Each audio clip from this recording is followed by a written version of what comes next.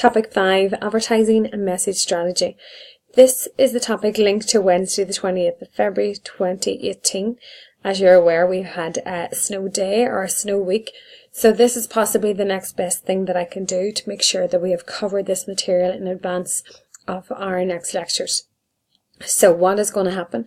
Well, I'm going to take this particular topic and I'm going to divide it into bite-sized chunks, so 15 minutes at a time. I'm really just going to do an overview of advertising and message strategy, and any additional information will be provided to you in full format, no missing pieces, on your Moodle page for you to be able to access at any time. So let's take a look at topic 5, advertising and message strategy. Just to highlight, there may be some changes in slides from what you originally have, but any missing slides that you have in your content will be available to you in the additional notes. Just take a look and see where where they fall into. Okay, let's go. So what is the role of advertising? We've talked about a lot about advertising in this module to date. Why have we talked about advertising? Because it is significant. We see this every day. We see this on TV, we hear it on radio. It is very much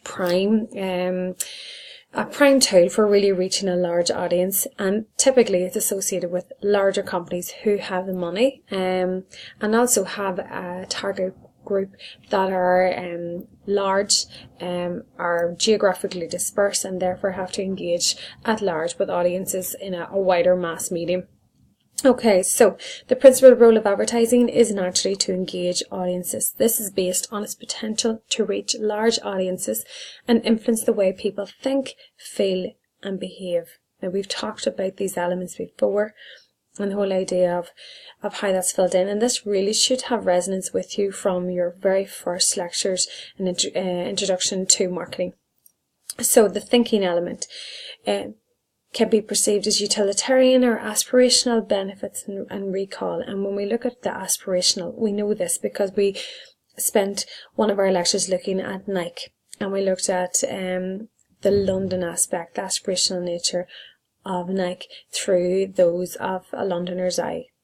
The behavioural element is actions taken towards the brand, the drive, the call to actually action. So when we take a look at this, we take a look at DRIP. D-R-I-P, and the role of advertising. So to differentiate, to reinforce, to inform and to persuade. And this particular DRIP, elements of marketing communications, has been in maybe a number of your lecture slides to date and is extremely important for you to be aware of and to be able to apply examples to each one of those DRIP elements. So what is the role of advertising? Well, the role of advertising is vast. Advertising offers greater control than other tools in the marketing communication mix. When we talked about tools, go back into topic 4.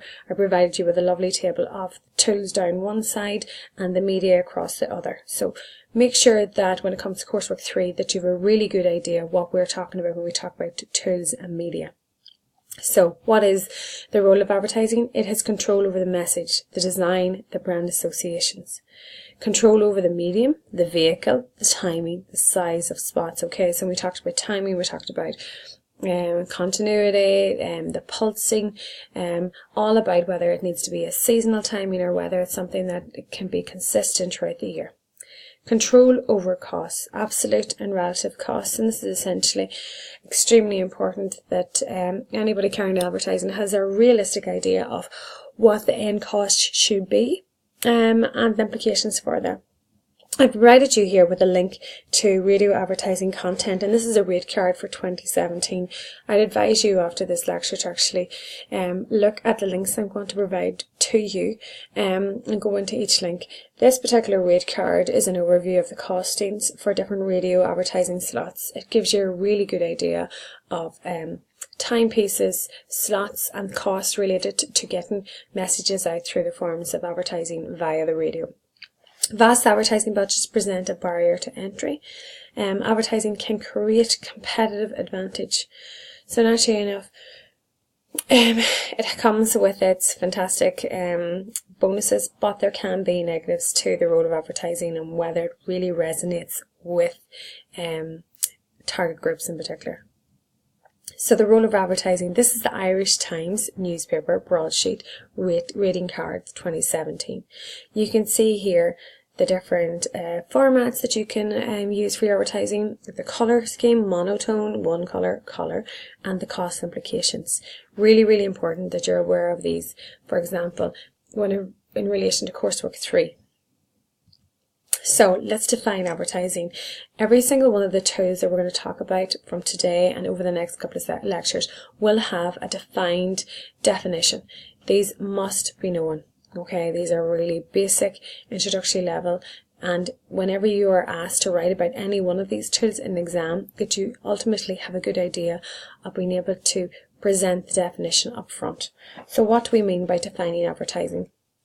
So advertising is a paid, mediated form of communication from an identifiable source designed to persuade the receiver to take some action now or in the future. You can think of an advertisement that does that. It's traditionally focused on the unique selling proposition to signal value. I've seen a really good advertisement by Audi, which has just been released within the past week or two. What's different is it uses multiple USPs, but the essential USP is that of features. And what it does through this particular advertisement, it takes you through the product features of the car, from the safety that's linked to the sensors at the front of the car that can detect a person, the in-car Bluetooth, the rear view sensors. All of these wonderful features are highlighted within this advertisement. Again, I will send you a link to this. Rise of direct marketing communications on and offline in order to deliver more personalised message. So a lot of the time we wonder, well, with a large vast advertisement, are we really reaching the target group and are they getting the message through? So best advertisements. Love this advertisement, and I thought it really does encapsulate advertisements in the 2018. So historians and archaeologists will one day discover that the ads of our time are the richest and most faithful daily reflections any society ever made of its whole range of activities. Just digest that definition of advertisements. How true is it? I think it's a really fantastic way of summarising what advertisements do today. Just take a look at what we're watching on TV, what we're absorbing when we're online. And one of the links that I provided you to here, and I'm sure you're probably aware of it, but it goes back years. It's the whole WhatsApp advertisement of friends having a bud, and they're on the phone to each other saying what's up. Again, take a look at it. And I suppose the scary question is, how does that reflect our daily life and our society at that time? And is it still relevant today? So there's 5 types of advertising perspectives that encapsulate the variety of types of advertising. So we have the source. Okay, and essentially, the source is the sender of the message, a retailer or the manufacturing advertising person. So we have the source, we have the message, recipient, media, and place. And we're going to take a look at each one of these in its own intent, in its own right. So the types of advertising, we have the message. So the form of message, whether it's informational versus transformational. This uses messages that are essentially emotional and which have the capacity to transform the way an individual feels about a product or service. Now, I've used a really extreme form, which is shock advertising, to get this particular message across so that every time you smoke, your blood gets thick and dirty with toxins. It's a really strong message by the NHS, and again, does it resonate with people? Have we seen too many of these particular advertisements now, or does it have the ability to make us turn over the TV or flick through a magazine every time we see something like this? The receiver of the message, i.e. consumer or business advertising. Here you see a really good example of Hamilton trying to get this message out to another business. So it's really B2B, business to business, I suppose business to consumer in this case. Again, a very fun advertisement that's designed to capture those people in the business of weights. Here we have the media.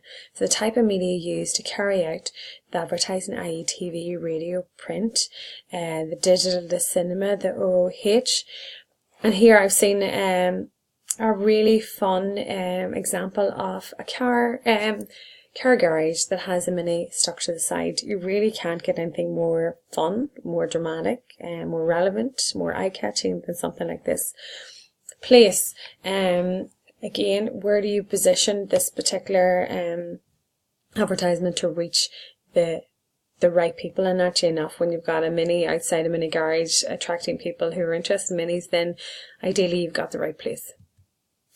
So we move on, and I know we're moving quite substantially and at quite a speed through this, but you can go back and revisit this particular presentation at any time at your own speed. So we have the Elaboration Likelihood Model, the ELM, by Petty and Kakapoo. Articles are available in the library in relation to this under 1983, 84 and 86, and essentially this particular model explains how cognitive processing of messages works depending on receiver's level of involvement. So you have the element of how thinking and linked into involvements. So a promotional message comes down from the very top in the nice circular pink bubble, right into the blue box, where an individual's ability and motivation to process information, almost this blue box is like a black box recorder. We use that definition of a black box recorder because it's integral to the thinking of a plane, and it's where everything happens. It's the most valuable part of the plane if anything happens to the plane, because it will tell people what is actually the reason for any irregularities with the plane. In the same way, the black box of an individual is an individual's ability and motivation to process information, low or high, and ultimately whether it'll affect any form of attitude change. And on the outskirts of that is any other peripheral route or cues or any other influences that will impact on that change. So we have the centre processing route and the peripheral processing route. So naturally enough, the one that leads directly to the change that will happen possibly quicker. And then we have the peripheral route, which is on the outside. We also move on to further advertising models and theory. In contrast, there are 4 practitioner models of how advertising works. So depending on context and goals. So we have the persuasion model, the involvement model, the salience model, and the sales promotion model. So down the middle you have this framework: persuasion, involvement, salience and promotion. On either side you have the analog, which is the more traditional approach to the digital delivered message. So with an analog delivered message, it says this is the reason why the brand is different. For persuasion. Involvement, imagine you are associated with the brand, so you're bringing people in. Salience is please think about this brand. And promotion, act now because you will be rewarded. Okay, very straightforward. And we come across each one of these delivered messages to us personally. On the digital side, we have the digitally delivered message to encourage people to explore brands such as search. In terms of involvement, people to play and create content. So you can see this, how we're involved online through social media to engage with different companies through whatever their website offers or any other creative content that they have to play, their Twitter account.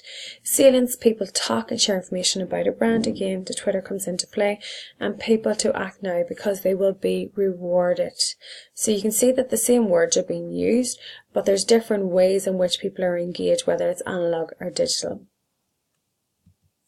So we have strong theory of advertising. So when we take a look at strong theory of advertising versus weak theory of advertising, well, advertising can be persuasive and can increase sales by generating long-run purchasing behaviour.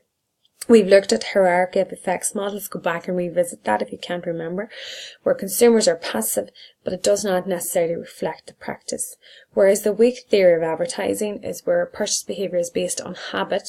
Thus, advertising can only improve knowledge and reinforce existing attitudes. So we have awareness via trial, via the reinforcement framework, and consumers are active problem solvers. This is essentially really, I put a star on this page, really important to know sort of the whole idea of strong theory versus weak theory of advertising and how it comes into play. So we're going to stop on this particular slide and we will pick up on this slide in the next 15-minute online mini lecture.